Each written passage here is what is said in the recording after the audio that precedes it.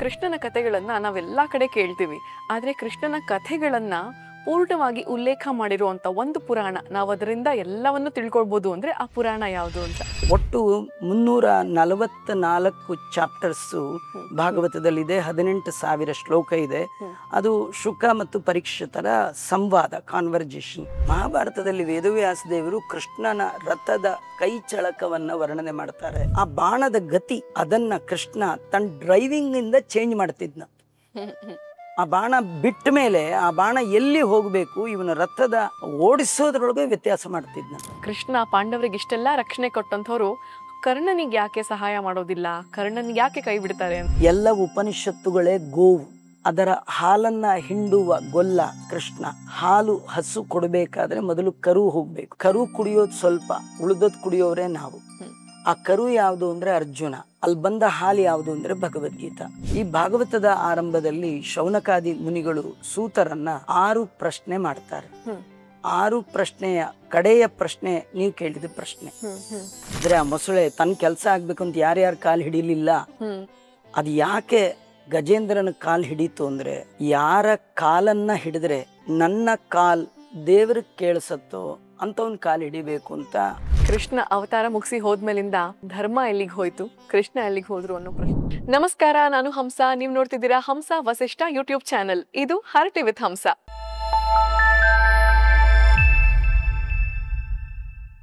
ಕೃಷ್ಣನ ಬಾಲ್ಯದ ಲೀಲೆಗಳನ್ನ ನೋಡುವಾಗ ಅವನ ಕೈಯಲ್ಲಿ ನಾವು ಕೊಳಲನ್ನ ಕಾಣ್ತೀವಿ. ಹೀಗೆ ಅವನು ಕಂಸನ ವಧೆ ಮಾಡಿ ಮುಂದೆ ಹೋದ್ಮೇಲಿಂದ ಆ ಕೊಳಲನ್ನ ನೋಡೋದೇ ಇಲ್ಲ. ಇದ್ಯಾಕೆ ಅಂತ.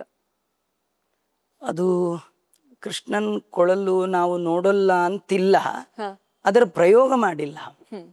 ಸೊಂಟದಲ್ಲಿ ಯಾವಾಗ್ಲೂ ಇರೋದೇ ಅವನ ಕೊಳಲು. ಕೃಷ್ಣ ಮೊದಲು ಆ ಕೊಳಲು ಬೇರೆ ಯಾರಲ್ಲ, ಸ್ವಯಂ ಮಹಾಲಕ್ಷ್ಮಿ ಕೊಳಲಾಗಿ ಬಂದಿದ್ಲು ಅಂತ. ಯಾಕಂದ್ರೆ ಅದು ಭಾಗವತ ವರ್ಣನೆ ಮಾಡುತ್ತೆ. ಕೃಷ್ಣ ಕೊಳಲನ್ನ ತುಟಿಗಿಟ್ಕೊಳ್ತಿದ್ದ, ಅದ್ರದ್ದು ಹೋಲ್ಸ್ ಮೇಲೆ ಬೆರಳನ್ನ ಹೀಗೆ ಮಾಡ್ತಿದ್ದ, ಅದ್ರ ಮೇಲೆ ಮುಖ ಮಾಡ್ತಾ ಇದ್ದ. ಇದು ಎಲ್ಲ ಲಕ್ಷ್ಮಿ ನೋಡಿ ಅನ್ನಿಸ್ತಂತೆ. ಯಾಕಂದ್ರೆ ಮುಂದೆ ಏನೇ ಇವಾಗ ಮಿನಿಸ್ಟರ್ದು ಮುಂದೇನ್ ಕಾರ್ಯಕ್ರಮ PA ಗೊತ್ತಿರುತ್ತೆ, ಹಾಗೆ ಲಕ್ಷ್ಮಿಗ್ ಗೊತ್ತು ಕೃಷ್ಣಾವತಾರದಲ್ಲಿ ಏನೇನ್ ಮಾಡ್ತಾನೆ, ಯಾವ ಡೇ ಎವ್ರಿ ಮೂಮೆಂಟ್ಸ್ ಅವಳಿಗೆ ಗೊತ್ತಿರುತ್ತೆ. ಅವಳಿಗೆ ಗೊತ್ತಿತ್ತು ಈ ಕೃಷ್ಣ ಕೊಳಲ್ ಇಟ್ಕೊಳ್ತಾನೆ. ಎಲ್ಲಿ ಇಟ್ಕೊಳ್ತಾನೆ? ಸೊಂಟ.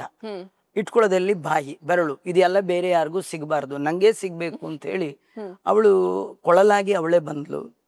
ಮತ್ತೆ ಕೃಷ್ಣನ ಕೊಳಲಿನಿಂದ ಹೊರಡಿಸುವಂತಹ ಧ್ವನಿ ಏನಿದೆ ಅದು ಚಿತ್ತಾಕರ್ಷಕ. ಎಲ್ಲ ಹೆಣ್ಣು ಮಕ್ಕಳ ಮನಸ್ಸನ್ನು ಕೂಡ ತನ್ನ ಕಡೆಗೆ ಸೆಳೆದು ಬಿಡ್ತಿತ್ತು. ಹಾಗಾಗಿ ಆ ಗೋಕುಲದ ಹೆಣ್ಣು ಮಕ್ಕಳು ಎಷ್ಟು ಭಗವಂತನಲ್ಲಿ ಭಕ್ತಿ ಪ್ರೀತಿ ಮಾಡ್ತಿದ್ರು, ಅವರ ಮನಸ್ಸಿಗೆ ಒಂದು ನೆಮ್ಮದಿಯನ್ನು ಕೊಡಬೇಕು ಅಂತ ಹೇಳಿ ಭಗವಂತ ಆಗಾಗ ವೇಣುಗಾನ ಮಾಡ್ತಿದ್ದ. ವೇಣುಗಾನ ಮಾಡುವಂಥದ್ದೆಲ್ಲ ಒಂದು ಸರ್ಟನ್ ಏಜ್, ಅದು ವಯಸ್ಸಾದ ಮೇಲೆ ಆ ಭಾವನೆಗಳು ಅದೆಲ್ಲ ಏನು ಇರಲ್ಲ. ಭಗವಂತನಿಗೆ ಎಲ್ಲಾ ಕಾಲದಲ್ಲೂ ವಯಸ್ಸಿನ ವ್ಯತ್ಯಾಸ ಇಲ್ಲ. ಆದ್ರೆ ಯಾವ ಕಾಲಕ್ಕೆ ಏನನ್ನ ಮಾಡ್ಬೇಕು ಅದನ್ನ ಮಾಡಿ ಭಗವಂತ ತಾನು ತೋರಿಸಿದ್ದು. ಕೊಳಲನ್ನ ಬಿಟ್ಟದ್ದು ಅಂತಿಲ್ಲ, ಅದರ ಪ್ರಯೋಗ ಮಾಡಿದ್ದು ಇಲ್ಲ, ಅಷ್ಟೇ. ಇಷ್ಟೇ ಇರ್ತಕ್ಕಂಥದ್ದು. ಈಗ ಕೃಷ್ಣನ ಕಥೆಗಳನ್ನ ನಾವೆಲ್ಲಾ ಕಡೆ ಕೇಳ್ತೀವಿ. ಆದ್ರೆ ಕೃಷ್ಣನ ಕಥೆಗಳನ್ನ ಪೂರ್ಣವಾಗಿ ಉಲ್ಲೇಖ ಮಾಡಿರುವಂತ ಒಂದು ಪುರಾಣ, ನಾವು ಅದರಿಂದ ಎಲ್ಲವನ್ನು ತಿಳ್ಕೊಳ್ಬಹುದು ಅಂದ್ರೆ ಆ ಪುರಾಣ ಯಾವುದು ಅಂತ. ಕೃಷ್ಣನ ಕಥೆಯನ್ನ ವರ್ಣನೆ ಮಾಡಿ ತುಂಬಾ ಪುರಾಣಗಳಲ್ಲಿ ವರ್ಣನೆ ಮಾಡಿದ್ದಾರೆ. ವಿಶ್ವತೋಮುಖವಾಗಿ ವರ್ಣನೆ ಮಾಡಿರ್ತಕ್ಕಂಥ 2 ಗ್ರಂಥ ಅಂದ್ರೆ ಒಂದು ಮಹಾಭಾರತ, ಇನ್ನೊಂದು ಭಾಗವತ. ಭಾಗವತ ಮತ್ತು ಭಾರತ ಏನಿದೆ ಅದು ವೇದವ್ಯಾಸ ದೇವರಿಂದ ನಿರ್ಮಿತವಾದದ್ದು. ವೇದವ್ಯಾಸ ದೇವರನ್ನ ವಾಸಿಷ್ಠ ಕೃಷ್ಣ ಅಂತ ಕರಿತೀವಿ. ಈ ಕೃಷ್ಣನನ್ನ ಯಾದವ ಕೃಷ್ಣ ಅಂತ ಕರಿತೀವಿ. ವಾಸಿಷ್ಠ ಕೃಷ್ಣ ಬೇರೆ ಅಲ್ಲ, ಯಾದವ ಕೃಷ್ಣ ಬೇರೆ ಅಲ್ಲ. ಅಂದ್ರೆ ತಂದೆ ಆಟೋಬಯೋಗ್ರಫಿ ತರ ಸ್ವಯಂ ಭಗವಂತ ಮಹಾಭಾರತವನ್ನ ಮತ್ತು ಭಾಗವತವನ್ನ ರಚನೆ ಮಾಡಿದ್ದಾನೆ.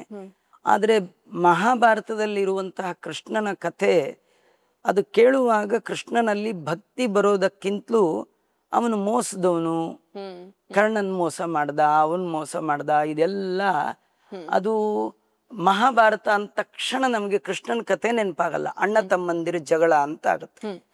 ಅದಕ್ಕೆ ನಾರದರು ವೇದವ್ಯಾಸ ದೇವರಲ್ಲಿ ಪ್ರಾರ್ಥನೆ ಮಾಡಿ ಕೇವಲ ಕೃಷ್ಣನ ಭಕ್ತಿ ಇರಬೇಕು ಅಂತದ್ದೊಂದು ಕಥೆ ಬೇಕು ಅಂತ ಕೇಳಿದಾಗ ಪ್ರತಿ ಕಥೆಯಲ್ಲಿ ಭಗವಂತ ಭಕ್ತಿ ಕೃಷ್ಣನೇ ಕಾಣಬೇಕು, ಕೃಷ್ಣ ಪ್ರಧಾನವಾಗಿರ್ಬೇಕು ಅಂತ ಒಂದು ಭಾಗವತ ಬೇಕು ಅಂತ ಕೇಳಿದಾಗ ಭಾಗವತ ರಚನೆ ಮಾಡಿದ್ರು. ಕೃಷ್ಣನ ಕಥೆಗಾಗಿ 9 ಸ್ಕಂದಗಳನ್ನ ಹೇಳಿದ್ರು. ಅಂದ್ರೆ ಪ್ರಿಲಿಮಿನರಿ ನೀವು ಕೃಷ್ಣನನ್ನ ಕೇಳಕ್ ಮುಂಚೆ 9 ಸಂಪಾದನೆ ಮಾಡಿ. ಶ್ರವಣ, ಕೀರ್ತನ, ಸ್ಮರಣ, ಪಾದಸೇವನ, ಅರ್ಚನ, ವಂದನ, ದಾಸ್ಯ, ಸಖ್ಯ, ಆತ್ಮನಿವೇದನ. ಇದು 9 ಭಕ್ತಿ ಲಕ್ಷಣಗಳು. ಈ ಭಕ್ತಿ ಬಂದ ಮೇಲೆ ಭಗವಂತ ಕೃಷ್ಣನ ಕತೆ ಕೇಳಿದ್ರೆ ಆ ಕೃಷ್ಣನಲ್ಲಿ ನಿಮ್ಗೆ ಯಾವ ಡೌಟ್ಸು ಬರಲ್ಲ. ಇಲ್ಲದೆ ಇದ್ರೆ ಗೋಪಿಕೆ ನಿನ್ನ ಮಗ ಜಾರ, ಒಳ್ಳೆ ಚೋರ, ಹೀಗೆ ಜಾರ ಚೋರ ಅಂತ ಅನ್ಸತ್ತೇ ವಿನಃ ಅವನು ಅಖಿಲಾಂಡ ಕೋಟಿ ಬ್ರಹ್ಮಾಂಡ ನಾಯಕ ಅಂತ ಅನ್ಸಲ್ಲ. ನೀವು ಕೇಳುವ ಮೊದಲೇ ನಿಮ್ಮ ಮನಸ್ಸನ್ನ ಸಿದ್ಧ ಮಾಡಿಕೊಳ್ಬೇಕು, ಪ್ರಿಪೇರ್ ಮಾಡ್ಕೊಳ್ಬೇಕು ಮೆಂಟಲಿ. ಏನಂದ್ರೆ ಕೃಷ್ಣ ಅಂದ್ರೆ ದೇವರು, ಕೃಷ್ಣ ಅಂದ್ರೆ ನಮ್ ತರ ಅಲ್ಲ, ಅವನು ಅಪ್ರಾಕೃತ, ಅವನು ವೈಕುಂಠವಾಸಿ, ನಮ್ ಸಲುವಾಗಿ ಭೂಮಿಗೆ ಬಂದವ, ಜನ ಅಲ್ಲ ಜನಾರ್ದನ. ಹೀಗೆ ನಾವು ತಿಳ್ಕೊಂಡು ಬೇಸಿಕ್ ಏನ್ ಬೇಕೋ ಅದು ತಿಳ್ಕೊಂಡು ಕೂತ್ಕೊಂಡ್ರೆ ಮಾತ್ರ ನಿಮ್ಗೆ ಅರ್ಥ ಆಗತ್ತೆ. ಅಂತ ಭಗವಂತನ ಪಾದಾರವಿಂದದಲ್ಲಿ ಯಾರ್ಯಾರು ಭಕ್ತಿ ಮಾಡಿದ್ರು ಅಂತ ಧ್ರುವನ ಕತೆ, ಅಂಬರೀಷನ ಕತೆ, ಪ್ರಹ್ಲಾದನ ಕತೆ, ಅವರಿಗೆಲ್ಲ ಗಜೇಂದ್ರನ ಕತೆ, ಅವರಿಗೆಲ್ಲ ಯಾರು ಒಲ್ದ, ಯಾರಂಗ ಮಾಡ್ದ, ಅವನೇ ಕೃಷ್ಣ, ಅವನ ಕತೆ ಹೇಳ್ತೀನಿ ಅಂತ ಶುರು ಮಾಡ್ತಾರೆ. ಒಟ್ಟು 344 ಚಾಪ್ಟರ್ಸು ಭಾಗವತದಲ್ಲಿದೆ. 18,000 ಶ್ಲೋಕ ಇದೆ. ಅದು ಶುಕ ಮತ್ತು ಪರೀಕ್ಷಿತರ ಸಂವಾದ, ಕಾನ್ವರ್ಜೇಷನ್. ಅದರೊಳಗೆ 344 ಅಧ್ಯಾಯದಲ್ಲಿ ಕೃಷ್ಣನ ಕತೆ ಒಂದೇ, 105 ಅಧ್ಯಾಯದಲ್ಲಿ ದಶಮಸ್ಕಂದದಲ್ಲಿದೆ. 11ನೇ ಸ್ಕಂದ ಕೃಷ್ಣ ಮಾಡುವ ಉಪದೇಶ. ಹೀಗಾಗಿ 10 ಮತ್ತು 11 ಸುಮಾರೊಂದು 100-130 ಅಧ್ಯಾಯಗಳಷ್ಟು ಕಥೆ ಕೃಷ್ಣನೇ. ಬಹುಭಾಗ ಭಾಗವತದಲ್ಲಿ ಕೃಷ್ಣನ ಕತೆ, ಅವನ ಮಹಿಮೆ, ಅವನ ಮಾಡಿರ್ತಕ್ಕಂಥ ಅದ್ಭುತವಾದ ಚರಿತ್ರೆ, ಅತಿಮಾನುಷವಾದಂತ ಲೀಲೆಗಳು ಅದರಲ್ಲಿ ನಾವು ನೋಡಬಹುದು. ಈಗ ಕೃಷ್ಣ ಹಾಗೇನೆ ಮಹಾಭಾರತದ ಬಗ್ಗೆ ನಮ್ಗೆ ಹೇಳೋದಾದ್ರೆ, ಮಹಾಭಾರತದಲ್ಲಿ ಕೃಷ್ಣನ ಪಾತ್ರ ಬಹಳ ವಿಚಿತ್ರವಾಗಿರ್ತಕ್ಕಂಥದ್ದು, ಅದ್ಭುತವಾಗಿರ್ತಕ್ಕಂಥದ್ದು. ಕೃಷ್ಣ ಮಧ್ಯ ಕಾಲದಲ್ಲಿ ಮಹಾಭಾರತದಲ್ಲಿ ತಾನು ಪ್ರವೇಶ ಮಾಡ್ತಾನೆ. ಏನಂತಂದ್ರೆ ಈಗ ಪಾಂಡವರು ಸಣ್ಣವರಿದ್ದಾಗ ಅವ್ರನ್ನ ಕುಂತಿ ಕರ್ಕೊಂಡು ಬಂದ ಕಾಲಕ್ಕೆ ಧೃತರಾಷ್ಟ್ರ, ದುರ್ಯೋಧನಾದಿಗಳು ಅವ್ರನ್ನ ಎಂಟರ್ಟೈನ್ ಮಾಡಲ್ಲ. ಯಾಕಂದ್ರೆ ಪಾಂಡುವಿಗೆ ಮಕ್ಕಳನ್ನ ಪಡೆಯುವ ಯೋಗ್ಯತೆ ಇರಲಿಲ್ಲ, ಶಾಪಗ್ರಸ್ತನಾಗಿದ್ದ. ಹೀಗಾಗಿ ನೀನು ಪಾಂಡುವಿನಿಂದ ಮಕ್ಕಳನ್ನ ಪಡೆದಿದೀಯಾ ಅನ್ನೋದೇ ಡೌಟು. ಇದು ಯಾರಿಗೋ ಹುಟ್ಟಿದವರು, ನಾವು ಸೇರಿಸಲ್ಲ, ನಮ್ಮದು ಭಾರಿ ದೊಡ್ಡ ಚಂದ್ರವಂಶ, ಆ ವಂಶದಲ್ಲಿ ಇಂಥ ಯಾರೋ ಬೇಡದೇ ಇದ್ದವ್ರನ್ನೆಲ್ಲ ಹೇಗೆ ಸೇರಿಸೋದು ಅಂತೆಲ್ಲ ಇದೆಲ್ಲ ಮಾಡಿ ಭಾರಿ ಅಪಮಾನ ಮಾಡ್ತಾರೆ. ಆ ಸಂದರ್ಭದಲ್ಲಿ ಸ್ವಯಂ ವೇದವ್ಯಾಸದೇವರು ಬಂದು ಅವ್ರನ್ನ ಒಳಗಿಟ್ಟು ಮಾಡ್ತಾರೆ. ಕೃಷ್ಣ ಪರಮಾತ್ಮ ತಾನು ಸಾಂದೀಪಿನಿ ಆಚಾರ್ಯರ ಹತ್ರ ಎಜುಕೇಶನ್ ಕೋರ್ಸ್ ಕಂಪ್ಲೀಟ್ ಮಾಡಿ ಆದ್ಮೇಲೆ ತನ್ನ ಕಡೆಯವ್ರನ್ನ ಅಲ್ಲಿಗೆ ಕಳಿಸ್ಕೊಡ್ತಾನೆ ಇಂದ್ರಪ್ರಸ್ಥಕ್ಕೆ. ಹೋಗಿ ಧೃತರಾಷ್ಟ್ರನಿಗೆ ಹೇಳು, ಪಾಂಡವರು ಅಪ್ಪನ್ ಕಳ್ಕೊಂಡು ಅನಾಥರು, ನೀನು ನಿನ್ನ ಮಕ್ಕಳಿಗೊಂದು ಅವ್ರಿಗೊಂದು ಮಾಡಬೇಡ, ಇಬ್ಬರನ್ನೂ ಒಂದೇ ದೃಷ್ಟಿಯಿಂದ ನೋಡು. ನೀನು ಹಾಗೆ ಮಾಡದೆ ಏನಾದ್ರೂ ಅವ್ರಿಗೆ ಹೆಚ್ಚು ಕಮ್ಮಿ ಮಾಡಿದ್ರೆ ಮಮ ಪ್ರಾಣ ಹಿ ಪಾಂಡವ, ಅವ್ರನ್ನ ಅನಾಥರು ಅಂತ ತಿಳ್ಕೊಳ್ಬೇಡ, ನಾನಿದ್ದೀನಿ ಅವ್ರಿಗೆ ಹೆಲ್ಪ್ ಮಾಡ್ಲಿಕ್ಕೆ ನಾ ಇದ್ದೇನೆ. ಅದರಿಂದ ಅವನು ಸರಿಯಾದ ಫಸ್ಟ್ ಟೈಮ್ ಅವನು ಇನ್ಫಾರ್ಮೇಶನ್ ಕೊಡ್ತಾನೆ. ಅಲ್ಲಿಂದ ಆರಂಭ ಮಾಡಿಕೊಂಡು ಕಟ್ಟ ಕಡೆಯ ತನಕ, ಎಲ್ಲಿಯ ತನಕ ಅಂದ್ರೆ ಧರ್ಮ, ಆ ಶ್ಲೋಕವೇ ಹಾಗೆ, ಧರ್ಮ ಸಂಸ್ಥಾಪನಾರ್ಥಾಯ. ಧರ್ಮ ಅಂದ್ರೆ ಧರ್ಮರಾಜ, ಅವನ ಸ್ಥಾಪನೆ, ಅವನನ್ನ ಪೀಠದಲ್ಲಿ ಕೂಡಿಸೋ ತನಕ, ಸಿಂಹಾಸನದಲ್ಲಿ ಧರ್ಮರಾಜನ ಪಟ್ಟಾಭಿಷೇಕ ಆಗುವ ತನಕ ಎವ್ರಿ ಮೂಮೆಂಟ್ ಅಲ್ಲಿ ಕೃಷ್ಣ ಪಾಂಡವರ ಹಿಂದೆ ಅವರು ಈ ಒಂದು ವನವಾಸಕ್ಕೆ ಹೋದ ಸಂದರ್ಭದಲ್ಲಿ ಯಾವತ್ತು ಕರೆದು ಒಂದೇ ಕ್ಷಣಕ್ಕೆ ಕೃಷ್ಣ ಇರ್ತಿದ್ದ. ಫ್ಲೈಟ್ ಮಿಸ್ ಆಯ್ತು, ಟ್ರೈನ್ ಸಿಗ್ಲಿಲ್ಲ, ರೋಡ್ ಕಿತ್ತೋಗಿದೆ, ನೋ ಪ್ರಾಬ್ಲಮ್, ಯಾವುದಿಲ್ಲ. ದ್ರೌಪದಿ ಇರ್ಲಿ, ಭೀಮ ಇರ್ಲಿ, ಧರ್ಮರಾಜ ಇರ್ಲಿ, ಯಾರಾದ್ರೂ ಜಸ್ಟ್ ಕೃಷ್ಣ ಅಂದ್ರೆ ಸಾಕು, ಏನು ಅಂತ ಬಂದ್ಬಿಡ್ತಿದ್ದ. ಹೆತ್ತ ಮಕ್ಕಳು ಬರಲ್ಲ, ಹಾಗೆ ಬರ್ತಿದ್ದ. ಮತ್ತೆ ಯುದ್ಧದ ಸಂದರ್ಭದಲ್ಲಂತೂ ಕೂಡ ಅರ್ಜುನನಿಗೆ ತಾನು ಹಿಂದೆ ಹಾಕೊಂಡ, ತಾನು ಮುಂದೆ ಕೂತು ಏನ್ ಮಾಡ್ದ, ಬರುವ ಎಲ್ಲ ಬಾಣಗಳ ಫೇಸ್ ಮಾಡಿದ್ದು ಕೃಷ್ಣ. ಕೃಷ್ಣನ ಫೇಸ್ ನೋಡಿದ ತಕ್ಷಣ ಬಾಣಗಳಿಗೆ ಏನು ತಾಕತ್ತೇ ಬರಲಿಲ್ಲ. ಯಾಕಂದ್ರೆ ಸರ್ವ ಪ್ರಹರಣಾಯುಧ ಅಂತ ವಿಷ್ಣು ಸಹಸ್ರನಾಮದಲ್ಲಿ ಕೃಷ್ಣನ ಬಗ್ಗೆ ಹೇಳ್ತಾರೆ. ಎಲ್ಲ ಆಯುಧಗಳಿಗೆ ಅಭಿಮಾನಿ, ಸ್ವಾಮಿ, ಓನರ್ ಕೃಷ್ಣ. ಹಾಗಾಗಿ ಬಾಸ್ ಎದುರಿಗೆ ಬೇರೆ ಯಾರು ನಡೆಯಲ್ಲ. ಅವೆಲ್ಲ ಬಂದದ್ದು ಕೃಷ್ಣನ ಪಾದಕ್ಕೆ ಬಿದ್ದು ಹೋಯ್ತು. ಭಕ್ತನ ತನಕ ಯಾವುದು ಹೋಗ್ಲೇ ಇಲ್ಲ. ನಾವು ಜೀವನದಲ್ಲಿ ದೇವರನ್ನ ಮುಂದಿಟ್ಟು ನಾವು ದೇವರ ಹಿಂದೆ ಇದ್ರೆ ಯಾವ ದುರಿತಗಳು, ಕಷ್ಟಗಳು ಬರದಂಗೆ ನಾನು ನೋಡ್ಕೊಳ್ತೀನಿ ಅಂತ ಇದು. ಆ ಸಂದರ್ಭದಲ್ಲಿ ಆ ಕರ್ಣ ಅರ್ಜುನನ್ನ ಕೊಲ್ಲಬೇಕು ಅಂತ ಹೇಳಿ ಪ್ರತಿಜ್ಞೆ ಮಾಡಿ ಅವನು ಒಂದು ಅಸ್ತ್ರವನ್ನ ಬಿಡ್ತಾನೆ. ಆ ಬಿಡುವ ಕಾಲಕ್ಕೆ ಕೃಷ್ಣ ಹೇಗೆ ರಕ್ಷಣೆ ಮಾಡ್ತಾನೆ ಅಂದ್ರೆ ತನ್ನ ಬೆರಳಿನಿಂದ ನೆಲವನ್ನ ಅದುಮಿ ಇಡೀ ರಥವನ್ನೇ ಒಂದಡಿ ಕೆಳಗೆ ಬರೋ ಹಾಗೆ ಮಾಡಿ ಕುತ್ತಿಗೆಗೆ ಬಾಣ ಇಟ್ಟಿದ್ರೆ ಅದು ತಲೆಯ ಕಿರೀಟವನ್ನ ಮಾತ್ರ ತೆಗೆದುಕೊಂಡು ಹೋಗೋ ಹಾಗೆ ಕಾದದ್ದು. ಆಮೇಲೆ ಅರ್ಜುನ ಬಾಣ ಬಿಡ್ತಿದ್ದಂತೆ, ಅವನು ಬತ್ತಳಿಕೆಯಿಂದ ಬಾಣ ತೆಗೆದು ಬಿಲ್ಲಿಗೆ ಹೂಡಿ ಕಿವಿಗೆ ಹಿಡಿದು ಎಳೆದು ಬಿಡುವಾಗ ಅವನು ತೆಗಿಯೋದು ಇಡೋದು ಕಿವಿ ತನಕ ಎಳೆಯೋದು ಕಾಣ್ತಿರ್ಲಿಲ್ಲ. ಅಷ್ಟು ವೇಗವಾಗಿ ಅವನು ಬಾಣ ತೆಗೆದು ಬಿಡ್ತಿದ್ರೆ ಮಹಾಭಾರತದಲ್ಲಿ ವೇದವ್ಯಾಸ ದೇವರು ಕೃಷ್ಣನ ರಥದ ಕೈ ಚಳಕವನ್ನ ವರ್ಣನೆ ಮಾಡ್ತಾರೆ. ಆ ಬಾಣದ ಗತಿ ಅದನ್ನ ಕೃಷ್ಣ ತನ್ನ ಡ್ರೈವಿಂಗ್ ಇಂದ ಚೇಂಜ್ ಮಾಡ್ತಿದ್ನ. ಆ ಬಾಣ ಬಿಟ್ಟ ಮೇಲೆ ಆ ಬಾಣ ಎಲ್ಲಿ ಹೋಗ್ಬೇಕು ಇವನ ರಥದ ಓಡಿಸೋದ್ರೊಳಗೆ ವ್ಯತ್ಯಾಸ ಮಾಡ್ತಿದ್ನ. ಒಂದು ಇನ್ನೂ ಆಶ್ಚರ್ಯ ಅಂದ್ರೆ ಆ ಬಾಣ ಹೋಗಿ ಅವನಿಗೆ ತಲುಪಕ್ ಮುಂಚೆ ಕೃಷ್ಣ ಹೋಗಿರ್ತಿದ್ನಂತ. ಎಷ್ಟೋ ಸತಿ ಲೆಟರ್ ಬರ್ದ್ರೆ ಪ್ರೋಗ್ರಾಮ್ ಮುಗಿದ ಮೇಲೆ ಲೆಟರ್ ಬಂದ್ ಬಿದ್ದಿರುತ್ತೆ. ಅದು ಕೃಷ್ಣಂದು ಹೇಗಿತ್ತು ರಥದ ಗತಿ ಚಾಲನೆ, ಅದು ಬಹಳ ಅದ್ಭುತವಾದದ್ದು. ಇದು ಯಾವುದೋ ಹಳೇ ಕತೆ, ನಮ್ಗೇನ್ ಸಂಬಂಧ ಇಲ್ಲ, ಇರ್ರೆಲವೆಂಟ್ ಅಂತ ತಿಳ್ಕೊಳ್ಬಾರ್ದು. ಸಾರ್ವಕಾಲಿಕವಾಗಿ ಇರಬೇಕಾದಂತ ಒಂದು ದಿವ್ಯ ಸಂದೇಶ ಇದ್ರಲ್ಲಿ ಕೊಡ್ತಾರೆ. ದೇಹ ಇದು ರಥ, ಇದರೊಳಗೆ ಜೀವ ಅರ್ಜುನ. ಈ ರಥಕ್ಕೆ ಸಾರಥಿಯನ್ನಾಗಿ ಕೃಷ್ಣನ್ ಮಾಡ್ಕೊಳ್ಬೇಕು. ಅವನು ಪಾರ್ಥ ಸಖ. ಪಾರ್ಥ ಅಂದ್ರೆ ಪೃಥ ಅಂತ ಕುಂತಿ ಹೆಸರು, ಅವನ ಮಗ ಪಾರ್ಥ. ಸಖ ಅಂದ್ರೆ ಫ್ರೆಂಡ್. ಪೃಥೆಯ ಮಗ ಪಾರ್ಥ, ಅವನ ಸಖ. ನಾವೆಲ್ಲ ಪೃಥ್ವಿಯ ಮಕ್ಕಳು, ನಾವೇ ಪಾರ್ಥರು. ಅದಕ್ಕೆ ನಮ್ಗೆ ಬದುಕಿರೋವರೆಗೂ ನಾವು ಪಾರ್ಥ ಅಂತ ಗೊತ್ತೇ ಆಗಲ್ಲ. ಸತ್ ಮೇಲೆ ಆ ಬಾಡಿನ ಪಾರ್ಥಿವ ದೇಹ ಅಂತಾರೆ. ಪಾರ್ಥ ಇವ, ಮೊದಲು ಪಾರ್ಥ, ಈಗಲ್ಲ. ನಾವು ಪಾರ್ಥರಾದಾಗ ಸಾರಥಿಯನ್ನಾಗಿ ನಮ್ಮ ಜೀವನ ರಥಕ್ಕೆ ಕೃಷ್ಣನನ್ನು ಮುಂದೆ ಕೂಡಿಸ್ಬೇಕು. ಕೃಷ್ಣನನ್ನ ಮುಂದೆ ಕೂಡಿಸಿದ್ರೆ ನಿಮಗೆ ಸಂಸಾರ ಅನ್ನುವ ಯುದ್ಧದಲ್ಲಿ ಈ ಲೈಫ್ ಇಸ್ ಸ್ಟ್ರಗಲ್ ಅಂತ, ಈ ದೊಡ್ಡ ರಣರಂಗ, ಮನೆ ಇವೆಲ್ಲ ಏನು ಸಾಮಾನ್ಯ ಅಲ್ಲ, ಭಾರಿ ದೊಡ್ಡ ಕಷ್ಟ. ಯುದ್ಧದಲ್ಲಾರು ಗೆದ್ದು ಬಂದ್ಬಿಡ್ಬೋದು, ಮನೇಲಿ ಗೆಲ್ಲೋದು ಬಹಳ ಕಷ್ಟ ಇರುತ್ತೆ. ಇಂಥದ್ರೊಳಗೆ ಪಾರಾಗ್ಬೇಕಂತಾದ್ರೆ ಕೃಷ್ಣನನ್ನ ಮುಂದಿಟ್ಟಾಗ ಇವನಿಗೆ ಹಿಂದೆ ಇರುವಂತ ತನ್ನ ಭಕ್ತನಿಗೆ ಏನೂ ಬಾರದ ಹಾಗೆ, ಇಡೀ ಯುದ್ಧದಲ್ಲಿ ಒಂದು ಕೂದಲು ಒಂದು ತೊಟ್ಟಲ್ ರಕ್ತ ಬಾರದ ಹಾಗೆ ನೋಡ್ಕೊಂಡು ಕೃಷ್ಣ ಎಷ್ಟೋ ಬಾರಿ ಬಾಣ ಬಂದ್ರೆ ತನ್ನ ಎದೆಯನ್ನ ಒಡ್ತಿದ್ನಂತೆ. ಅವನ ಎದೆಯಲ್ಲಿ ಹಾಕಿದ ಕವಚ ಸೀಳ್ತಿತ್ತಂತೆ, ರಕ್ತ ಚಿಮ್ತಿತ್ತಂತೆ. ಆದರೆ ಅರ್ಜುನನಿಗೆ ಮಾತ್ರ ಅವನ್ ಮಾಡ್ಕೊಂಡು ಮೇಕಪ್ ಕೂಡ ಚೇಂಜ್ ಆಗ್ತಿರ್, ಒಂದು ಕೂದಲು ಶೇಕ್ ಆಗಬಾರ್ದು, ಹಾಗೆ ನೋಡ್ಕೊಳ್ತಿದ್ದ. ಅಂದ್ರೆ ರಕ್ಷಣೆ ಕೊಡೋದಾದ್ರೆ ಭಗವಂತ ಅನನ್ಯಾಶ್ಚಿಂತಯಂತೋ ಮಾಂ ಯೇ ಜನಾಃ ಪರ್ಯುಪಾಸತೆ ತೇಷಾಂ ನಿತ್ಯಾಭಿಯುಕ್ತಾನಾಂ ಯೋಗಕ್ಷೇಮಂ ವಹಾಮ್ಯಹಂ ಅಂತ ಕೃಷ್ಣ ಹೇಳ್ತಾನೆ.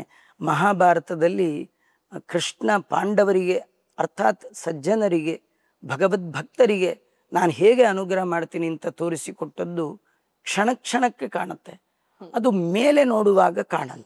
ಸಮುದ್ರದ ಮೇಲೆ ಈಜುವಾಗ ಬರೀ ಉಪ್ಪು ನೀರು, ಸಮುದ್ರದ ಆಳಕ್ಕೆ ಇಳಿದಾಗ ಮುತ್ತು ರತ್ನ ಹವಳಗಳೆಲ್ಲ ಸಿಗುವಂತೆ ಮಹಾಭಾರತದ ಆಳಕ್ಕೆ ಇಳಿದಾಗ, ಡೀಪ್ ಸ್ಟಡಿ ಮಾಡಿದಾಗ ಮಾತ್ರ, ಡೀಪ್ ಥಿಂಕ್ ಮಾಡಿದಾಗ ಮಾತ್ರ ಭಗವಂತನ ಮಹಿಮಾ. ಮಹಾಭಾರತದ ಹೀರೋ ಕೃಷ್ಣ, ಭಾಗವತದ ಹೀರೋ ಕೃಷ್ಣ. ಅದು ಗೊತ್ತಾಗ್ಬೇಕಂದ್ರೆ ತುಂಬಾ ಅಧ್ಯಯನ ಮಾಡಿದಾಗ ಮಾತ್ರ ಗೊತ್ತ. ಈಗ ತಾವಾಗ್ಲೇ ಹೇಳ್ತಿದ್ದ ಹಾಗೆ ಎಲ್ಲರ ಮನಸ್ಸಲ್ಲಿ ಇದೊಂದು ಪ್ರಶ್ನೆ ಇದ್ದೇ ಇರುತ್ತೆ. ಕೃಷ್ಣ ಪಾಂಡವರಿಗೆ ಇಷ್ಟೆಲ್ಲ ರಕ್ಷಣೆ ಕೊಟ್ಟಂಥವ್ರು ಕರ್ಣನಿಗೆ ಯಾಕೆ ಸಹಾಯ ಮಾಡೋದಿಲ್ಲ, ಕರ್ಣನಿಗೆ ಯಾಕೆ ಕೈ ಬಿಡ್ತಾರೆ? ಇಲ್ಲ ಇಲ್ಲ, ಕೈ ಬಿಟ್ಟ ಅನ್ನೋ ಶಬ್ದ ಇಲ್ಲ ಮಹಾಭಾರತದಲ್ಲಿ, ಹಾಗಿಲ್ಲ. ಒಮ್ಮೆ ಕೃಷ್ಣ, ಅದು ಸಂದರ್ಭ ಹೀಗೆ, ಉದ್ಯೋಗ ಪರ್ವ ಅಂತ ಒಂದು ಪರ್ವ, ತುಂಬ ಮಾಡಿ ಅಲ್ಲಿ ಬರುವಂತಹ ಕತೆ ಅಂತ ಅನ್ಸುತ್ತೆ. ಅದು ತನ್ನ ಸಂಧಿ, ತಾನೇನು ಶಾಂತಿ ಸಂಧಾನಕ್ಕೆ ಹೋದ, ಇದೆಲ್ಲ ಫೇಲ್ ಆಯ್ತು. ಫೇಲ್ ಆದ್ಮೇಲೆ ಕೃಷ್ಣ ಏನ್ ಮಾಡ್ದ, ಎಲ್ಲರನ್ನು ಬಿಟ್ಟು ಕರ್ಣನ ಭುಜದ ಮೇಲೆ ಕೈ ಹಾಕೊಂಡು ಕೈ ಹಿಡ್ಕೊಂಡು ರಥದಲ್ಲಿ ಕುಡಿಸ್ಕೊಂಡು ಹೋಗ್ಬಿಟ್ಟ. ಕರ್ಣಂಗೆ ಆಶ್ಚರ್ಯ, ಎಲ್ಲೂ ಇಲ್ಲದ ಫ್ರೆಂಡ್ಶಿಪ್ ಇವತ್ತೇನು ನನಗೆ ಮಾಡಿ ಕೈ ಹಾಕೊಂಡು ಹೋದ. ಹೋಗಿ ಒಂದು ಏಕಾಂತ ಸ್ಥಳದಲ್ಲಿ ಹೇಳ್ತಾ ಇದ್ದಾನೆ, ಕರ್ಣ, ನಿನ್ನ ಹುಟ್ಟು ನಿನಗೆ ಗೊತ್ತಿದೆಯೋ ಇಲ್ಲೋ ಗೊತ್ತಿಲ್ಲ, ನೀನು ನಿಜವಾಗಿ ಧರ್ಮರಾಜನಿಗೆ ಅಣ್ಣ, ಕುಂತಿ ನಿನಗೆ ತಾಯಿ ಅಂತ ಜನ್ಮದ ಎಲ್ಲ ವೃತ್ತಾಂತವನ್ನ ಹೇಳಿ ನೀನು ಇವತ್ತು ಆ ಪಾರ್ಟಿಗೆ ಬಂದ್ಬಿಡು. ನಿನ್ನನ್ನ ಹೆಡ್ ಮಾಡ್ತೀನಿ. ಅವರೆಲ್ಲ ನನ್ನ ಮಾತು ಕೇಳ್ತಾರೆ. ಧರ್ಮರಾಜನಿಗೆ ನೀನು ದೊಡ್ಡವ, ನಿಮ್ಮಮ್ಮಂಗೂ ಸಂತೋಷ ಆಗತ್ತೆ, ನೀನ್ ಬಾ ಅಂತ. ಕರ್ಣ ಹೇಳ್ತಾನೆ, ಅವನಿಗೂ ಕೃಷ್ಣನಲ್ಲಿ ಒಳ್ಳೆ ಭಕ್ತಿ, ಒಳ್ಳೆ ದೇವಾಂಶ ಸಂಭೂತನಾದವ. ಅವನು ಹೇಳ್ತಾನೆ, ಕೃಷ್ಣ ನೀ ಹೇಳೋದೆಲ್ಲ ಕೇಳಿದ್ರೆ ನನಗೆ ಕಳ್ಕೊಂಡ್ಬಿಟ್ನೆ ಅಂತ ಅನ್ಸತ್ತೆ, ಈಗ ನಾನು ಬರಬಹುದು, ಮಿತ್ರದ್ರೋಹ ಮಾಡಿದಾಗತ್ತೆ. ಇಡೀ ಯುದ್ಧವನ್ನ ಅವನು ಅಕ್ಸೆಪ್ಟ್ ಮಾಡಿದ್ದೆ ನನ್ನನ್ನ ನಂಬಿ ದುರ್ಯೋಧನ. ಇವತ್ತು ನಾನೇನಾದ್ರೂ ಕೈ ಬಿಟ್ರೆ ಅವನಿಗೆ ದ್ರೋಹ ಮಾಡಿದಾಗತ್ತೆ, ನನಗೆ ಈ ಜನ್ಮದಲ್ಲಿ ಇಷ್ಟೇ ಅಂತ ಹೇಳಿ ಅವನು ಹಿಂದೋಗಿದ್ದೇ ವಿನ ಕೃಷ್ಣ ಕೈ ಬಿಟ್ಟದ್ದಲ್ಲ. ಕೃಷ್ಣನ ಮಾತು ಕೇಳಲಿಲ್ಲ ಅನ್ನೋದಕ್ಕಿಂತಲೂ ಕೇಳುವ ಪರಿಸ್ಥಿತಿಯಲ್ಲಿ ಅವನು ಇರ್ಲಿಲ್ಲ. ಅಂಥ ಪರಿಸ್ಥಿತಿ ಕೃಷ್ಣ ಕ್ರಿಯೇಟ್ ಮಾಡಿ ಕೊಡ್ಲಿಲ್ಲ. ಅಂದ್ರೆ ಯಾರ್ಯಾರಿಗೆ ಯಾವ್ಯಾವಾಗ ಏನೇನ್ ಮಾಡ್ಬೇಕು ಅದು ಅವನ ಕೈಲಿರುತ್ತೆ, ನಮ್ದೇನ್ ನಡೆಯಲ್ಲ ಅನ್ನೋ ತೋರಿಸ್ಕೊಡ್ತಾರೆ ಕೃಷ್ಣ. ಹಾಗೇನೆ ಭಗವದ್ಗೀತೆಯನ್ನ ಬೋಧನೆ ಮಾಡಿದ್ರ ಬಗ್ಗೆ, ಅದರಿಂದ ನಮಗ್ ತಿಳಿಸುವಂತ ಒಂದು ಸಾರದ ಬಗ್ಗೆ. ಸರ್ವೋಪನಿಷದೋ ಗಾವಃ ದೋಗ್ಧ ಗೋಪಾಲನಂದನ ಪಾರ್ಥೋ ವತ್ಸಃ ಸುಧೀರ್ ಭೋಕ್ತ ದುಗ್ಧಂ ಗೀತಾಮೃತಂ ಮಹತ್. ಇದು ಗೀತೆಯ ಮೇಲಿರುವಂತಹ ಒಂದು ಶ್ಲೋಕ. ಗೀತೆ ಅಂದ್ರೆ ಏನು ಅಂತ, ಎಲ್ಲ ಉಪನಿಷತ್ತುಗಳೇ ಗೋವು, ಅದರ ಹಾಲನ್ನ ಹಿಂಡುವ ಗೊಲ್ಲ ಕೃಷ್ಣ. ಹಾಲು ಹಸು ಕೊಡಬೇಕಾದ್ರೆ ಮೊದಲು ಕರು ಹೋಗ್ಬೇಕು. ಕರು ಕುಡಿಯೋದು ಸ್ವಲ್ಪ, ಉಳಿದೋದ್ ಕುಡಿಯೋರೇ ನಾವು. ಆ ಕರು ಯಾವುದು ಅಂದ್ರೆ ಅರ್ಜುನ, ಅಲ್ಲಿ ಬಂದ ಹಾಲು ಯಾವುದು ಅಂದ್ರೆ ಭಗವದ್ಗೀತಾ. ಈ ಭಗವದ್ಗೀತೆ ಕರು ಅರ್ಜುನನಿಗೆ ಸ್ವಲ್ಪ, ಉಳಿದ ಜಗತ್ತಿನ ಜನರಿಗೆ ಕೃಷ್ಣ ಕೊಟ್ಟದ್ದು ಅಮೃತ ಅಂತ. ಬಹಳ ಅದ್ಭುತವಾದ ಮಾತುಗಳು, ಪ್ರತಿ ಮಾತುಗಳು ಅದ್ಭುತ. ಇಡೀ ಮನುಕುಲಕ್ಕೆ ದೇವರು ಕೊಟ್ಟ ಸಂದೇಶ, ನೀವು ಪೂಜೆ ಅಂತ ಏನೇನೋ ಮಾಡಬೇಡಿ, ನಾನು ಪ್ರೀತನಾಗ್ಬೇಕಾದ್ರೆ ಅದಕ್ಕೆ ವೈಭವದ, ಆಡಂಬರದ, ಡಂಬಾಚಾರದ ಯಾವ ಪೂಜೆ ಬೇಡ ಅಂತಾನೆ. ಏನ್ ಮಾಡ್ಬೇಕು ಕೃಷ್ಣ? ಸ್ವಕರ್ಮಣ ತಮಭ್ಯರ್ಚ ಸಿದ್ಧಿಂ ವಿಂದತಿ ಮಾನವ.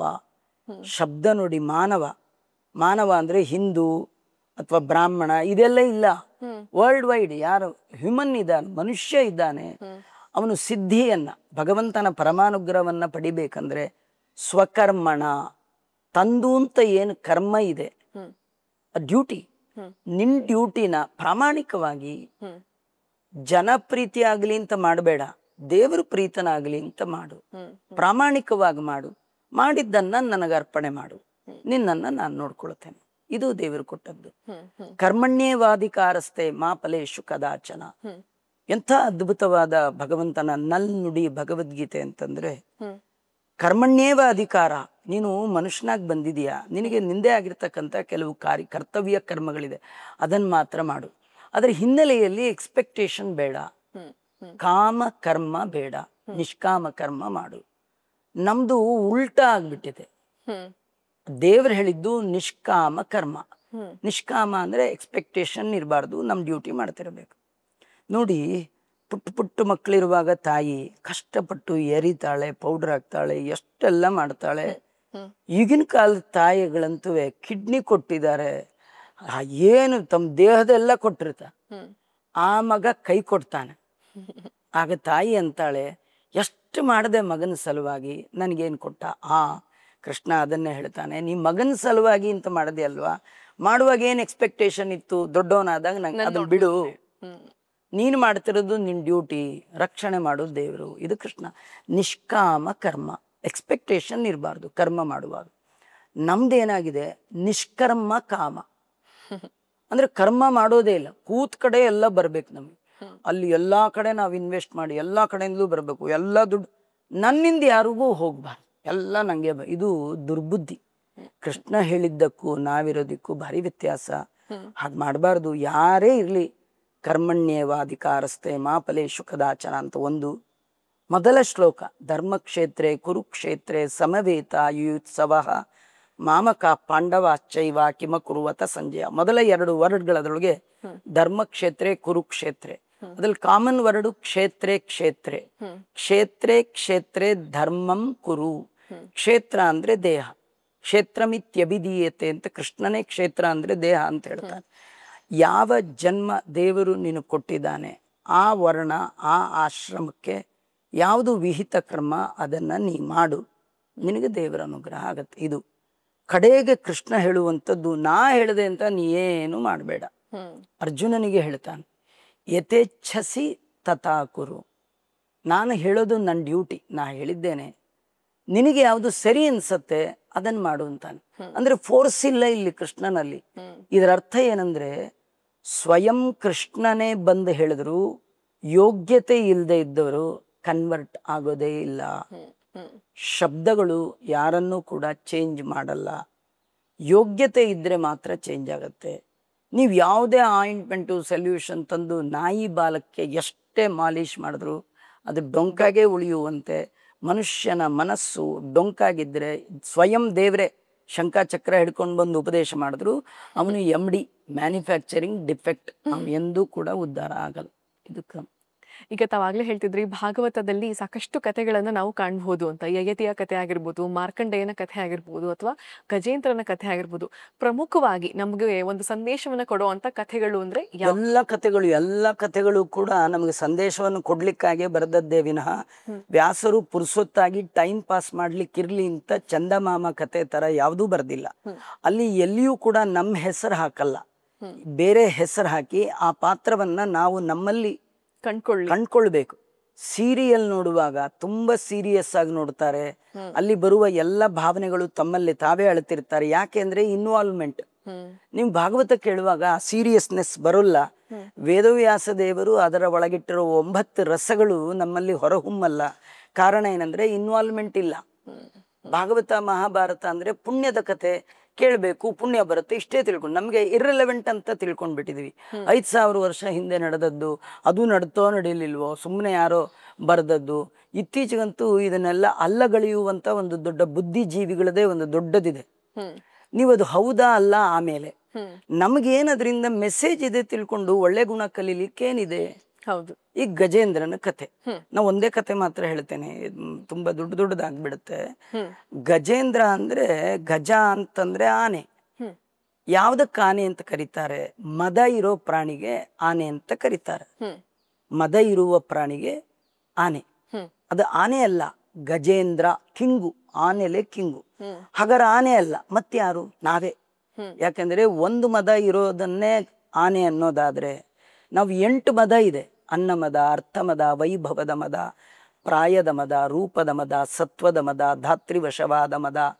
ಇನ್ನು ತನಗೆ ಎದುರಿಲ್ಲ, ಸಿದ್ಧೋಹಂ ಬಲವಾನ್ ಸುಖಿ ಆಡ್ಯ ಅಭಿಜನವಾನಸ್ಮಿ ಕೋನ್ಯೋಸ್ತಿ ಸದೃಶೋಮಯ. ನಂಗೆ ಯಾರ ಸಮ ಅನ್ನುವ ದುರಹಂಕಾರ. 16ನೇ ಅಧ್ಯಾಯದಲ್ಲಿ ಭಗವದ್ಗೀತೆಯೊಳಗೆ ಕೃಷ್ಣ ದೈವಿ ಮತ್ತೆ ಆಸುರಿ ಸಂಪತ್ತು ಅಂತ, ಕೆಟ್ಟ ಜನರ ಸ್ವಭಾವ ಹೇಗಿರುತ್ತೆ ಅನ್ನುವಲ್ಲಿ ಸೇರಿಸಿದ. 8 ಮದ ಇರೋರು ನಾವು ಆನೆ ಅಲ್ಲ, ಗಜೇಂದ್ರ. ಅದ ಆನೆ ಹೆಸರು ಹಾಕಿ ನಮ್ದೇ ಹೇಳ್ತಾ ಇರೋದು ಕತೆ. ಆನೆಗೆ ಏನಾಯ್ತು? ಬಾಯಾರಿಕೆ ಆಯ್ತು. ಅದಕ್ಕೆ ಅದೇನ್ ಮಾಡ್ತು? ಹುಡುಕೊಂಡು ಸರೋವರಕ್ಕೆ ಹೋಗಿ ನೀರು ಕುಡಿತು. ನಮ್ಗೆ ಬಾಯಾರಿಕೆ ಅಂದ್ರೆ ತೃಷೆ. ತೃಷೆ ಅಂದ್ರೆ ಬಯಕೆ, ಅದು ಬೇಕು ಇದು ಬೇಕು ಹೀಗೆ. ಅದು ಒಂಟಿ ನಾವು ಸಂಚಾರ ಮಾಡುವಾಗ ಕೆಲವರು ಹೇಳ್ತಾರೆ, ಒಂದ್ ಮದುವೆ ಮಾಡಿ ಸರಿ ಹೋಗುತ್ತೆ, ತುಂಬಾ ಓಡಾಡ್ತಾನೆ ಹುಡುಗ, ಊಟ ತಿಂಡಿಗೆಲ್ಲ ಅನುಕೂಲ ಆಗತ್ತೆ ಅಂತ. ಮದುವೆ ಮಾಡ್ಕೊಳ್ಳೋದು ಅಂದ್ರೆ ಸಾಗರಕ್ಕೆ ಹೋದಾಗೆ, ಸಂಸಾರ ಸಾಗರ, ಸಂಸಾರೇ ಅಕ್ಷಯ ಸಾಗರೆ ಅಂತ ವರ್ಣನೆ ಮಾಡ್ತಾರೆ. ಇದು ಸಾಗರಕ್ಕೆ. ಇಲ್ಲಿ ಏನ್ ಆಶ್ಚರ್ಯ ಅಂದ್ರೆ, ನೀರ್ ಕುಡ್ದದ್ ತಪ್ಪಲ್ಲ, ಸಾಗರಕ್ಕೆ ಹೋಗಿದ್ ತಪ್ಪಲ್ಲ, ಮದುವೆ ಮಾಡ್ಕೊಂಡಿದ್ ತಪ್ಪಲ್ಲ, ಯಾವ್ದು ತಪ್ಪಲ್ಲ. ಮತ್ ತಪ್ಪು ಯಾವುದು? ಆನೆ ನೀರ್ ಕುಡಿತಲ್ಲ, ಕುಡಿದ ಮೇಲ್ ಬರ್ಬೇಕಿತ್ತು, ಡ್ಯೂಟಿ ಮುಗಿಸ್ಕೊಂಡ್ ಮೇಲ್ ಬರ್ಬೇಕಿತ್ತು, ಬರ್ಲಿಲ್ಲ. ಅದೇನ್ ಮಾಡ್ತು?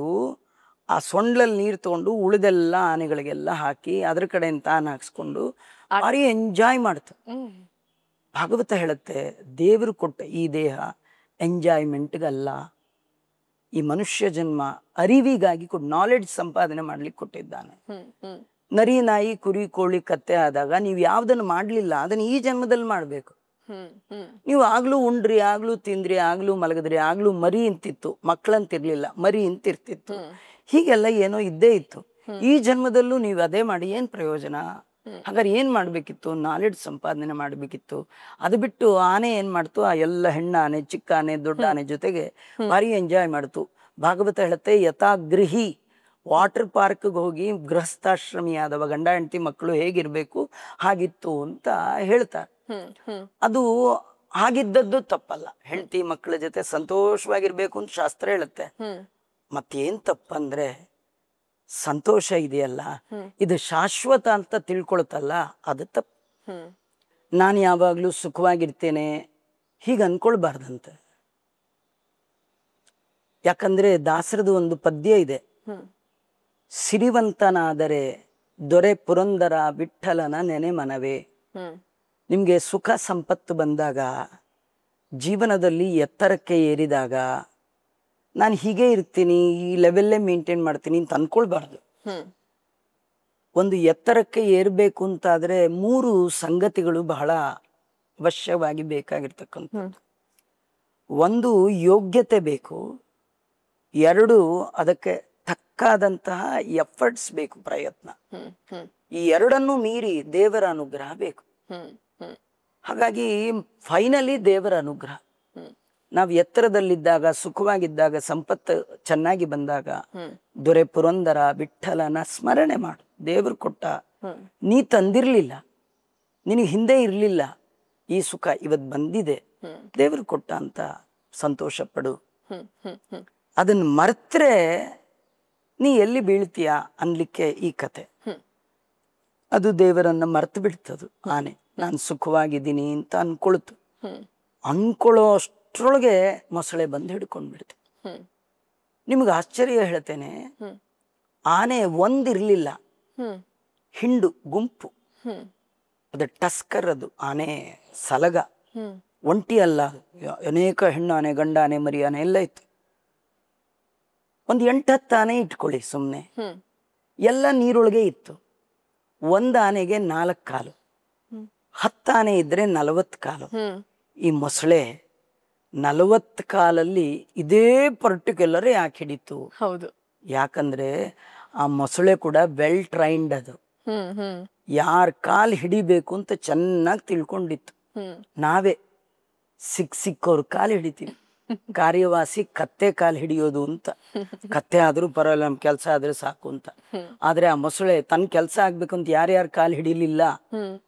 ಅದು ಯಾಕೆ ಗಜೇಂದ್ರನ ಕಾಲ್ ಹಿಡೀತು ಅಂದ್ರೆ, ಯಾರ ಕಾಲನ್ನ ಹಿಡಿದ್ರೆ ನನ್ನ ಕಾಲ್ ದೇವ್ರಿಗೆ ಕೇಳಿಸತ್ತೋ ಅಂತವನ್ ಕಾಲು ಹಿಡಿಬೇಕು ಅಂತ.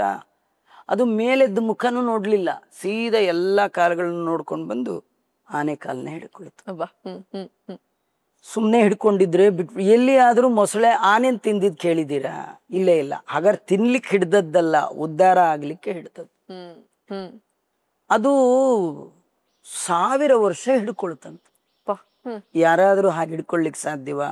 ಆ 1000 ವರ್ಷ ಹಿಡ್ಕೊಳ್ಬೇಕಾದ್ರೆ ಅದು ಏನೂ ತಿಂದಿಲ್ಲ, ಉಪವಾಸದಲ್ಲಿ ಹಿಡ್ಕೊಂಡಿದೆ.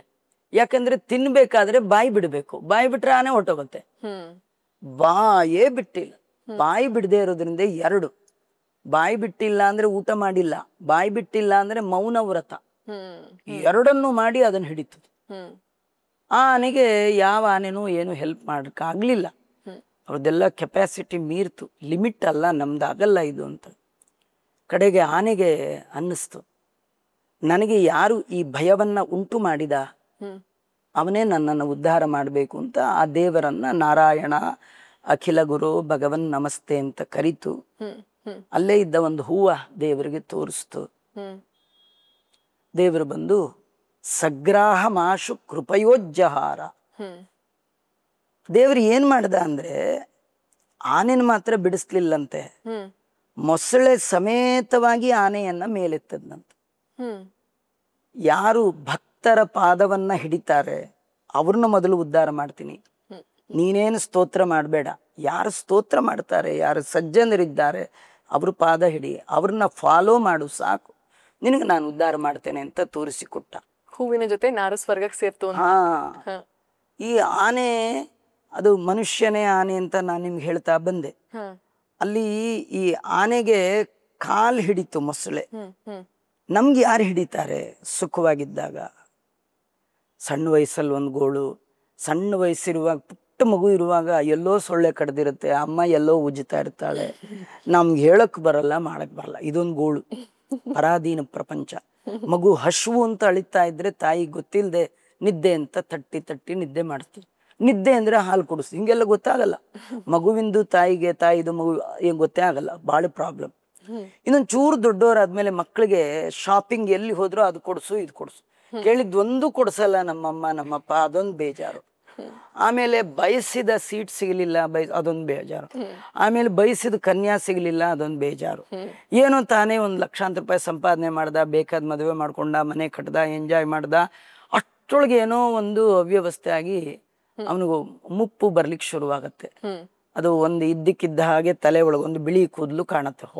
ವಯಸ್ಸಾಯ್ತು ಅಂತ ಶುರು.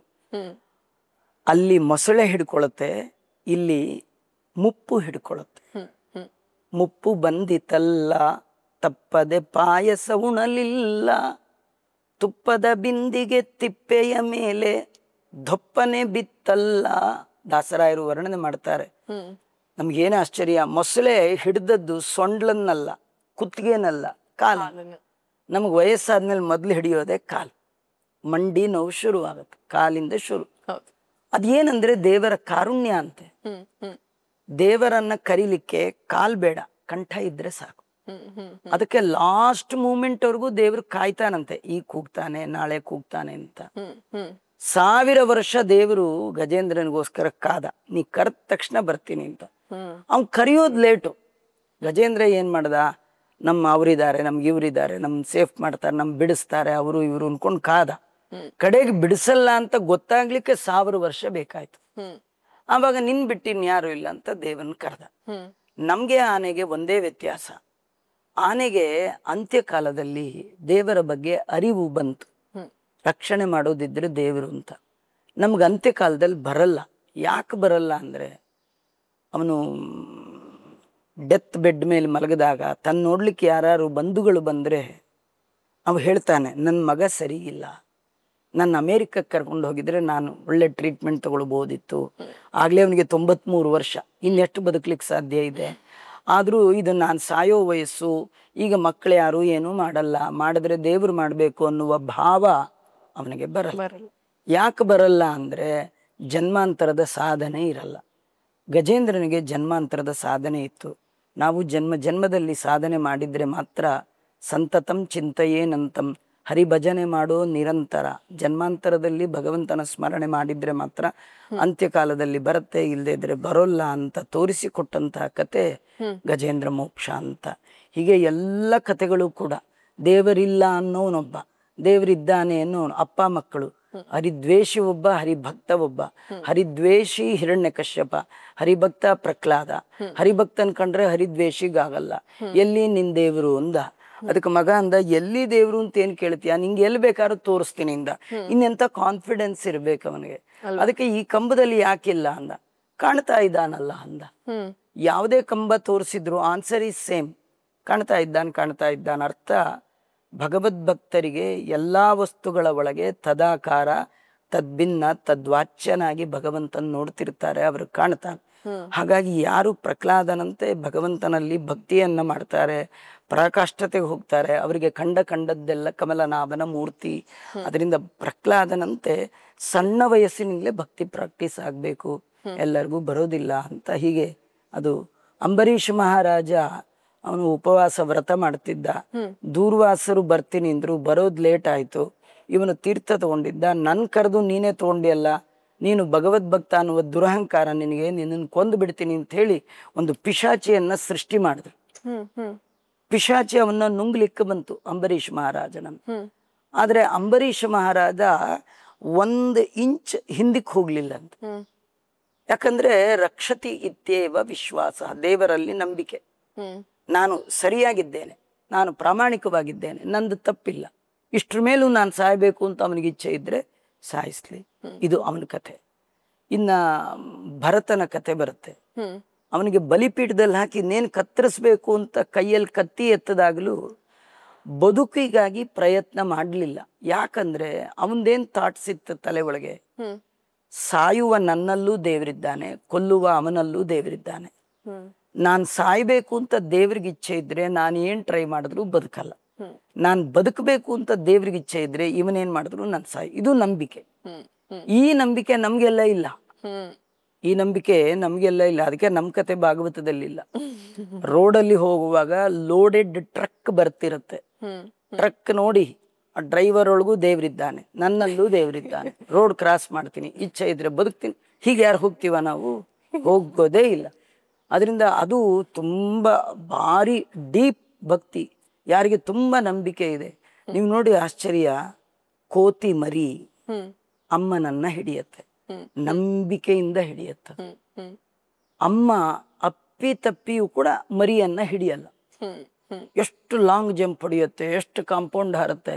ಆ ಮರಿಗೆ ಒಂದೇ ನಂಬಿಕೆ, ನಮ್ಮಮ್ಮ ಇದ್ದಾಳೆ. ಇದು ಅದ್ಭುತವಾದ ಪ್ರಸಂಗ. ಕೇಳಿದ್ರೇನೆ ಒಂಥರ ರೋಮಾಂಚನ ಅಂತಾರಲ್ಲ, ಹಾಗ ಅನಿಸ್ತಿದೆ ನನಗೆ. ಕೃಷ್ಣನ ಕತೆ, ದೇವರ ಕತೆ, ದೇವರ ಬಗ್ಗೆ ಚಿಂತನೆಯೇ ನಿಜವಾಗಿ ಆತ್ಮಕ್ಕೆ ತೃಪ್ತಿ ಕೊಡುವಂಥದ್ದು. ನಾವು ಯಾವ ಸೀರಿಯಲ್ಲು, ಟೀ, ಕಾಫಿ, ಬ್ರೇಕ್ಫಾಸ್ಟು, ಮದುವೆ ಮುಂಜಿಗೆ ಹೋದರೂ ಈ ಸಂತೋಷ ಆಗ್ಲಿಕ್ಕೆ ಸಾಧ್ಯವೇ ಇಲ್ಲ. ಆಚಾರ್ಯರು, ಈಗ ಭಾಗವತ ಸಪ್ತಾಹ ಅಂತ ಹೇಳ್ತಾರಲ್ಲ, ಏನು ಹಾಗಂದ್ರೆ ಅಂತ? ಅದು 7 ದಿನಗಳ ಕಥೆ ಅಂತ. ಅದು ಒಂದರ್ಥ. ಇನ್ನ ಅದ್ರೊಳಗೆ ಅಡಕವಾದ ಒಂದರ್ಥ ಅಂದ್ರೆ 7ವ ದಿನದ ಕಥೆ. ನಾವು ದೇವರ ವಿಚಾರದಲ್ಲಿ ಮಲಗಿಬಿಟ್ಟಿದ್ದೀವಿ, ನಮ್ಗೆ ದೇವ್ರ ವಿಚಾರ ಗೊತ್ತಿಲ್ಲ. ಈಗ 10 ವರ್ಷದ ಕೆಳಗೆ ಇಂಡಿಯಾ ಪಾಕಿಸ್ತಾನ್ ಮ್ಯಾಚ್ ಬಗ್ಗೆ ನಮ್ಗೆಲ್ಲ ಇನ್ಫಾರ್ಮೇಶನ್ ಇದೆ. ಯಾರ ಕಡೆ ಬೋಲ್ ಮಾಡಿದ್ರು, ಸ್ಕೋರ್ ಎಷ್ಟು, ಇದೆಲ್ಲ ನಮ್ಗೆ ಏನ್ ಪ್ರಯೋಜನ, ಏನಿದ್ರಿಂದ ಏನ್ ತಿಳ್ಕೊಳ್ಬೇಕು? ಅದು ಎಕ್ಸಾಮ್ಗೆ ಹೋದ ವಿದ್ಯಾರ್ಥಿಗೆ ಅವತ್ತಿನ ಸಬ್ಜೆಕ್ಟ್ ಗೊತ್ತಿಲ್ಲದೆ ಊರಿಂದೆಲ್ಲ ಗೊತ್ತಿದ್ರು ಏನು ಪ್ರಯೋಜನ ಇಲ್ಲ. ಹೇಗೋ ಹಾಗೆ ನಾವು ಏನ್ ತಿಳಿಬೇಕು, ಏನ್ ಮಾಡಬೇಕು ಅದು ಗೊತ್ತಿಲ್ಲ. ನಮಗೆ ದೇವರ ವಿಷಯದಲ್ಲಿ ಮಲಗಿಬಿಟ್ಟಿದ್ವಿ. ವಿಶೇಷವಾಗಿ ಭಾರತೀಯರು, ವಿಶೇಷವಾಗಿ ಹಿಂದೂಗಳಿಗೆ ದೇವರ ಬಗ್ಗೆ ಸರಿಯಾದ ಜ್ಞಾನ ಇಲ್ಲ. ಭಗವದ್ಗೀತೆ ಅಂದ್ರೆ ನಗುತ್ತಾರೆ, ಗೊತ್ತಿಲ್ಲ ಅಂತಾರೆ. ನಾವೆಲ್ಲ ಇವತ್ತು ಅಧಪ್ಪತನಕ್ಕೆ ಹೋಗ್ಲಿಕ್ಕೆ ಕಾರಣ ನಮ್ಮ ಇಗ್ನೋರೆನ್ಸ್. ರಾಮಾಯಣ, ಆತ್ಮ ಪುರಾಣ, ಮಹಾಭಾರತ ಅದರೊಳಗೆ ಏನಿಲ್ಲ, ಭಗವದ್ಗೀತೆ ಅದರೊಳಗೆ ಏನಿಲ್ಲ. ನೋಡಿ ಹೇಳು, ಓದಿ ಹೇಳು. ಓದ್ದೆ ನೋಡ್ದೆ ಯಾವುದನ್ನು ಕೂಡ ನಾವು ನೆಗ್ಲೆಕ್ಟ್ ಮಾಡುವಂತ ಪ್ರವೃತ್ತಿ ಏನಿದೆ, ಇದು ತುಂಬಾ ಭಯಂಕರವಾದಂತಹ ಒಂದು ಪ್ರವೃತ್ತಿ ಅಂತ ಹೇಳಬಹುದು. ನಾವು 7ವ ದಿನ ಅಂದ್ರೆ ದೇವರ ಬಗ್ಗೆ ನಮ್ಮ ಮನಸ್ಸು ಜಾಗೃತಗೊಳಿಸ್ಬೇಕಂದ್ರೆ 7 ದಿನ ಕಥೆ ಅಂತ. ಇದು ಪರೀಕ್ಷಿತ ಮಹಾರಾಜರಿಗೆ ಮೊಟ್ಟ ಮೊದಲ ಬಾರಿಗೆ ಶುಕಾಚಾರ್ಯರು ಈ ಭಾಗವತವನ್ನ ಹೇಳಿದ್ರು.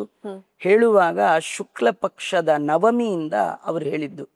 ಭಾದ್ರಪದ ಶುಕ್ಲ ಪಕ್ಷ ನವಮಿ, ನವಮಿ, ದಶಮಿ, ಏಕಾದಶಿ, ದ್ವಾದಶಿ, ತ್ರಯೋದಶಿ, ಚತುರ್ದಶಿ, ಹುಣ್ಣಿಮೆ, 7 ದಿನ.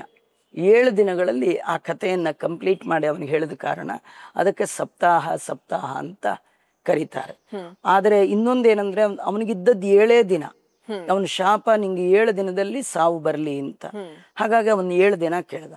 ಮತ್ ನಾವ್ ಯಾಕೆ, ನಮ್ದೇನು ನಿಜ ನೋಡಿದ್ರೆ ನಮಗೂ 7 ದಿನ. 7 ದಿನ ನಾವೆಲ್ಲ ಬದುಕೋದು, 7ನೇ ದಿನ ನಾವು ಸಾಯ್ತೀವಿ. 7 ದಿನ ಅಂದ್ರೆ ಇನ್ನೊಂದು ಮೆಥಡ್ ಅಲ್ಲಿ 1 ವಾರ ಅಂತ. 7 days ಅಂದ್ರೆ 1 week ಅಥವಾ 1 ವಾರ. ಹೌದು. ಅವನಿಗೆ ಏನ್ ಶಾಪ ಇತ್ತು, 1 ವಾರದಲ್ಲಿ ಸಾಯ್ತೀಯ ಅಂತ. ಅದಕ್ಕೆ 1 ವಾರದಲ್ಲಿ ಭಾಗವತ ಕೇಳ್ದ. ನಮ್ಗೆ ಶಾಪ ಇದೆ, 1 ವಾರದಲ್ಲೇ ನಾವು ಸಾಯ್ತೀವಿ. ಯಾವ್ದು ವಾರ ಅವನಿಗೆ ಗೊತ್ತಿತ್ತು, ನಮಗ್ ಗೊತ್ತಿಲ್ಲ. ಅಂದ್ರೆ ಇಲ್ಲ ಭಾನುವಾರ ಸಾಯ್ತೀವಿ, ಇಲ್ಲ ಸೋಮವಾರ ಸಾಯ್ತೀವಿ, ಇಲ್ಲ ಮಂಗಳವಾರ, ಯಾವುದೋ 1 ವಾರ ಸಾಯ್ತೀವಿ. ಸೋಮವಾರ ಸತ್ತೋರು ಮತ್ತೆ ಬುಧವಾರ ಸಾಯಲ್ಲ, ಒಂದೇ ವಾರ. ಅವನಿಗೂ ಒಂದೇ ವಾರ, ನಮಗೂ ಒಂದೇ ವಾರ. ಡಿಫ್ರೆನ್ಸ್ ಇಷ್ಟೇ, ಯಾವ ವಾರ ಅವನಿಗೆ ಗೊತ್ತಿತ್ತು ಜ್ಞಾನಿ, ಯಾವ ವಾರ ನಮಗ್ ಗೊತ್ತಿಲ್ಲ. ಅವನಿಗೆ ಗೊತ್ತಿತ್ತು ಪರವಾಗಿಲ್ಲ, ನಮಗ್ ಗೊತ್ತಿಲ್ಲ, ಆದ್ರಿಂದ ಡೈಲಿ ಕೇಳಬೇಕು ಅನ್ನೋದು ಶ್ಲೋಕಾರ್ಧಂ ಶ್ಲೋಕಪಾದಂ ವಾ ನಿತ್ಯಂ ಭಾಗವತೋದ್ಭವಂ.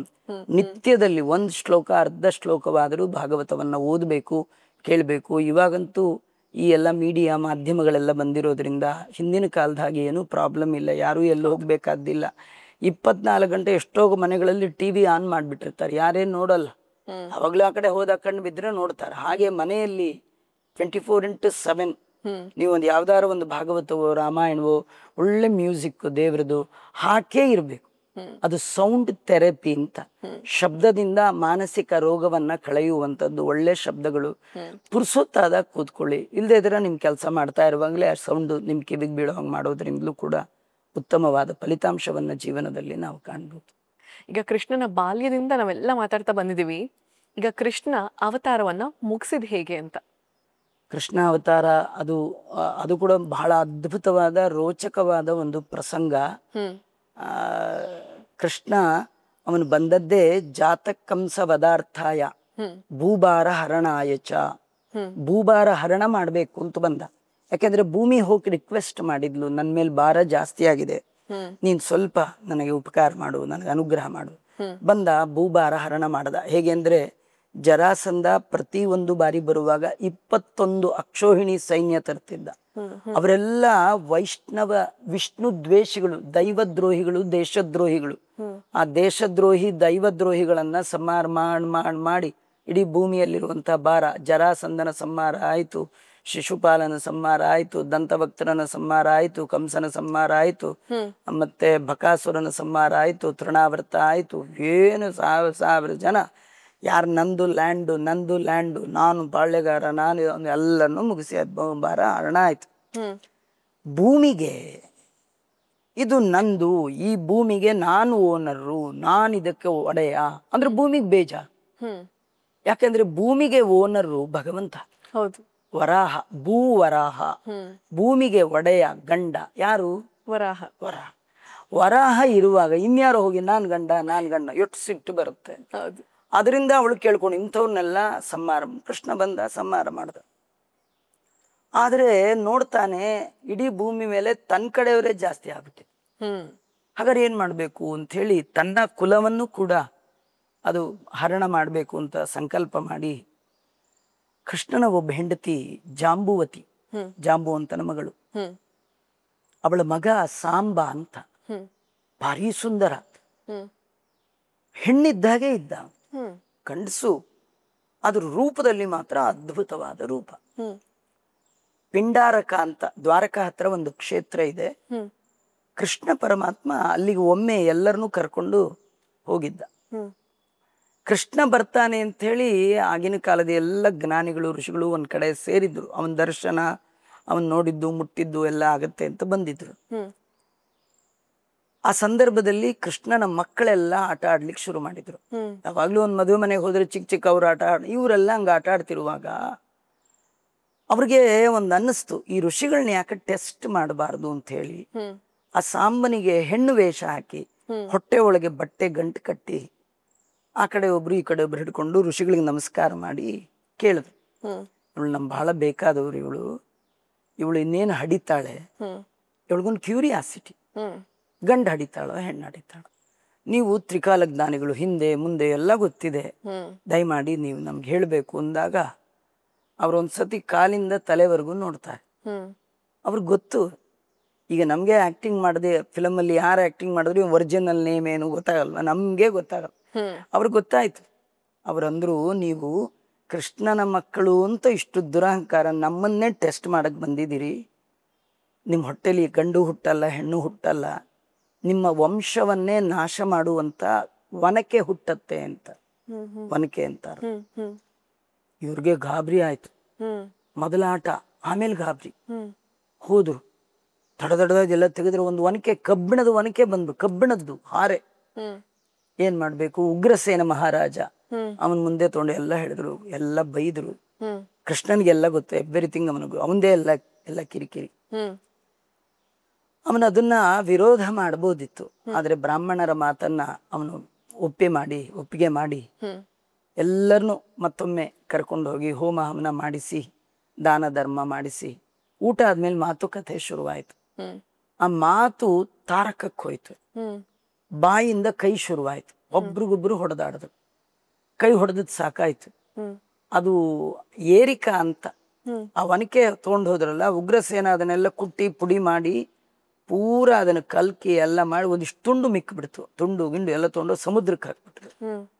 ಆ ತುಂಡನ್ನ ಒಂದು ಮೀನ್ ನುಂಗ್ಬಿಡ್ತು. ಅದನ್ನ ಒಬ್ಬ ಬೆಸ್ತ ಆ ಮೀನಿಂದು ಹೊಟ್ಟೆ ಸೀಳಿದಾಗ ಸಿಕ್ಕಾಗ ಒಬ್ಬ ಬೇಡ ಅದನ್ನ ತನ್ನ ಬಾಣದಲ್ಲಿ ಇಟ್ಕೊಂಡ. ಈ ಇದೆಲ್ಲ ಸಣ್ಣ ಸಣ್ಣ ತುಂಡೆಲ್ಲ ಏರಿಕಾ ಅಂತ ಒಂದು ಹುಲ್ಲಾಗಿ ಬೆಳೀತು. ಯದ್ಯಪಿ ಬೆಳಿಬಾರ್ದು, ಆದ್ರೆ ದೇವರಿಚ್ಛೆ ಇದ್ರೆ ಆಗಲಾರ್ದು ಆಗ್ಬಿಡುತ್ತೆ. ಆಯ್ತು. ಅದೇ ಜಾಗದಲ್ಲಿ ಇವರೆಲ್ಲ ಮಾತಾಡ್ತಾ ಕೂತಿದ್ರು. ಹೊಡಿಲಿಕ್ಕೆ ಏನು ಸಿಕ್ಕಿಲ್ಲ. ಅದೇ ತಗೊಂಡು ಒಬ್ಬರೊಬ್ರು ಹೊಡೆದ್ರೆ ಎಲ್ಲರೂ ಒಬ್ರೊಬ್ರ ತಲೆ ಕಟ್ಟಾಯ್ತು. ಎಲ್ಲರ ಇಡೀ ತನ್ನ ಎಲ್ಲ ವಂಶಜರು ಯಾರಿದ್ದಾರೆ ಎಲ್ಲರನ್ನೂ ಸಂಹಾರ ಮಾಡಿದ ಕೃಷ್ಣ, ನಂದು ಅವತಾರ ಕೆಲಸ ಮುಗೀತು ಅಂತ ಹೇಳಿ ಒಂದು ನೆಗ್ರೋದ ಆಲದ ಮರದ ಕೆಳಗೆ ಕೂತ್ಕೊಂಡ.